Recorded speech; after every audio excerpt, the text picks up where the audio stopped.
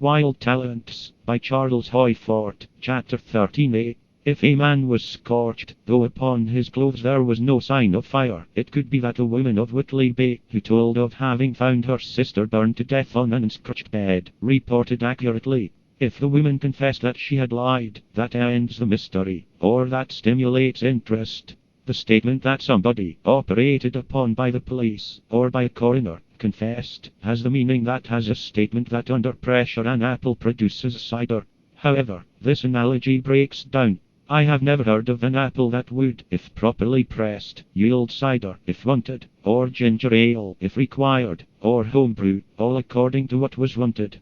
Once upon a time, when mine was an undeveloped suspiciousness, and I'd let dogmatists pull their pedantries over my perceptions, I nevertheless collected occasional notes upon what seemed to me to be unexplained phenomena. I don't do things mildly, and at the same time much enjoy myself in various ways. I act as if trying to make allness out of something. A search for the unexplained became an obsession. I undertook the job going through all scientific periodicals, at least by way of indexes, published in English and French, from the year 1800, available in the libraries of New York and London. As I went along, with my little suspicions in their infancies, new subjects appeared to me, something queer about some hailstorms, the odd and the unexplained in archaeological discoveries, and in Arctic explorations.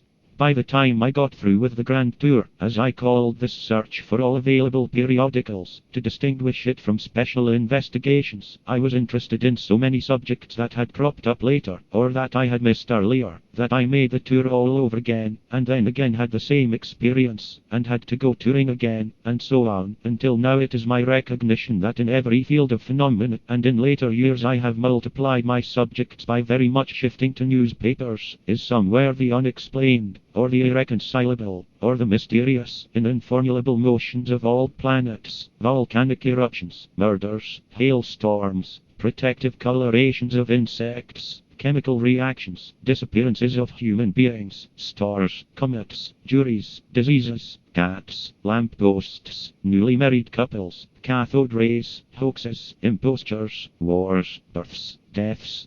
Everywhere is the tabooed, or the disregarded. The monks of science dwell in smuggeries that are walled away from event jungles, or some of them do. Nowadays a good many of them are going native. There are scientific dervishes who whirl amok, brandishing startling statements, but mostly they whirl not far from their origins, and their excitements are exaggerations of old-fashioned complacencies. Because of several cases that I have noted, the subject of fires attracted my attention. One reads hundreds of accounts of fires, and many of them are mysterious, but one's ruling thought is that the unexplained would be renderable in terms of accidents, carelessness, or arson, if one knew all the circumstances. But keep this subject in mind, and, as in every other field of phenomena, one comes upon cases that are irreconcilable.